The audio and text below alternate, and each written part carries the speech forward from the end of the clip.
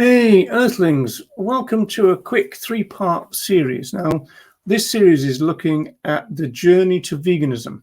Now, it's not a person's journey. This is the journey of veganism itself into the heart of the movement. We tend to think of veganism now as central to everything we do, everything we say. It wasn't always like that. And in fact, some people think it shouldn't be, that veganism shouldn't be the moral baseline, that activism should be, for example. Wasn't that long ago, not many years ago, that DXE wrote a pamphlet attacking veganism as the moral baseline. Shouldn't be the case, they thought. And so this is looking at the journey to veganism within the movement. It's not an attack on anyone. It's not an attack on any group. It's just charting this development, this kind of history of the movement. So that's where we're at.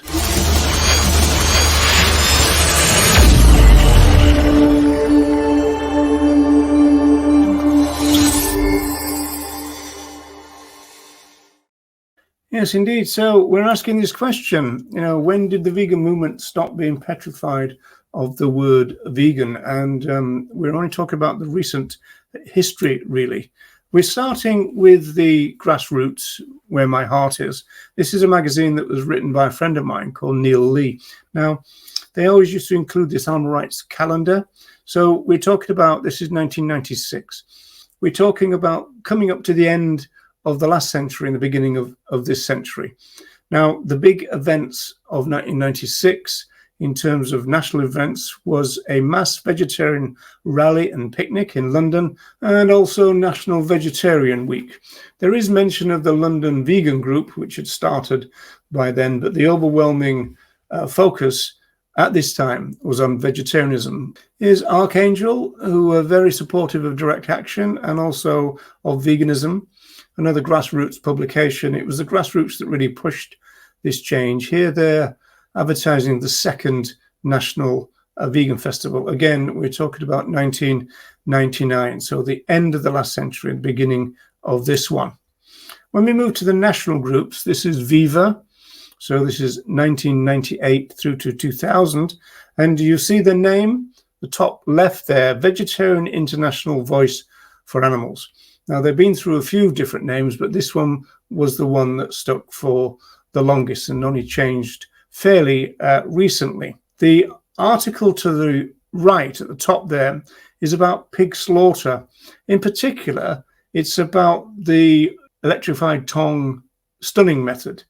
And it's really these kind of articles and this kind of move at this kind of time that led to the research that ended up with the gas chambers. Now, I know in the modern day we complain about the gas chambers, but back in this day, which is not that long ago, groups, certainly like Peter, were campaigning for the gas chambers and on animal welfare grounds.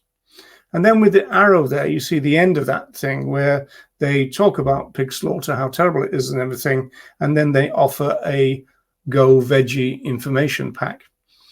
The little yellow box there, which is quite interesting, we're starting to see veganism featuring in the national groups. But usually we're talking about recipes, and always we're talking about veganism presented as a diet. One thing which is very kind of prevalent is that veganism is presented as a diet and not a philosophy, which arguably you could say still is the case today. When it comes up to 2012, this is only 12 years ago, still have the name International Voice for Animals, the Vegetarians. And again, we see that this change has been fairly recent. If we drop back to the 1990s, this is the end of the century again, this is Animal Aid. They're celebrating their Veggie Month, and also the solution to world hunger was seen as vegetarianism. This is their youth page. Now, veganism was much more likely to be featured in their youth page than in their main pages, probably because they thought that the young people wouldn't object so much. But again, it's exclusively presented as a diet. And in fact, this article says that veganism may be much more difficult than vegetarianism. So this is 2006. We're still talking about Veggie Month. But here where you see a bit of a change, This is where you start to get a mix and match of vegetarian stuff and vegan stuff. Before that, it was often suggested that vegetarianism and veganism was pretty much the same kind of thing. It was pretty much, they could interchange. Now we're seeing the differentiation, but again, veganism is presented as a diet. So this is 2012 in Dublin. This is the notes for a Animal Aid school talk. And I went to that, and it's guidelines on talks for vegetarianism. There is 1.5 lines in this about veganism. Everything else is about vegetarianism, and both of them are presented as a diet. In the middle, we've got 2006, then we've got 2009, again, veggie months, and then you've also got the Animal Aid resources for vegetarians at the end of the century. So again, this same pattern is being repeated, that the emphasis is on vegetarianism, and there's a reluctance to bring in vegan stuff.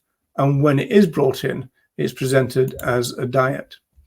Okay, moving to Peter. They've had a long relationship with Paul McCartney, as many of you will know. So to the left there, that's Paul and Linda McCartney. So we talk about the mid-1990s. The message is Go Veggie. It's updated in 2000. You can see at the bottom there. So the message now becomes Go Vegan. But then you also see 2012, you've still got a Go Vegetarian message from Peter, because Paul McCartney would never go vegan. And so in some senses, because of their celebrity focus, they were forced to give out a kind of mixed message, vegetarianism and veganism. When we come up to more present time, the Rise Against is an interesting one. The Meat is Murder poster, Go Vegetarian.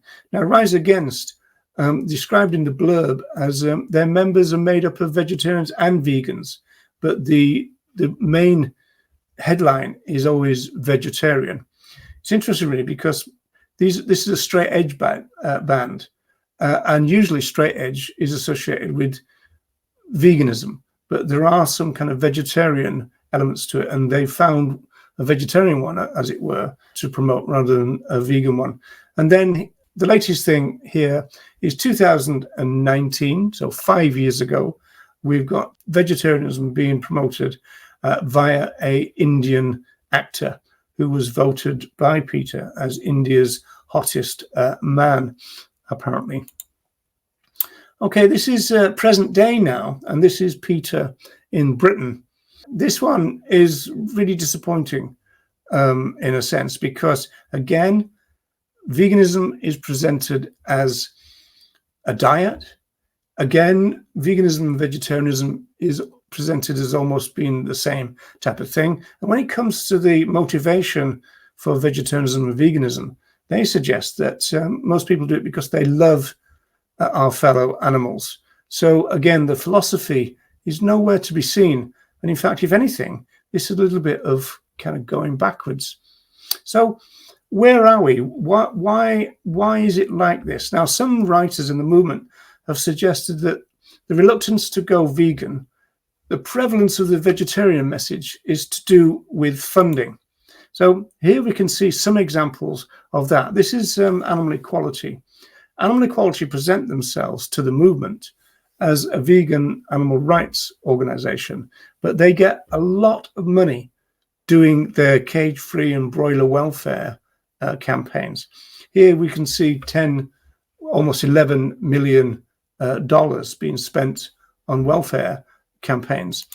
It's even worse with Mercy for Animals, $25 million. Their last corporate welfare campaign, it's called, that got a donation of $12.5 million. So there's a lot of money in animal welfare, and perhaps not quite as much in veganism. So that might be part of the story. But that's certainly the story in the groups. The grassroots led the change. The national groups have followed, but fairly reluctantly. But they're getting there now. But we've still got a big welfare component, because that's where quite a lot of the money is. So that's part of the story. So, as I said, these are just quick little clips. Next time, With looking at academia or the books about our fellow animals, what did they say about veganism, if anything?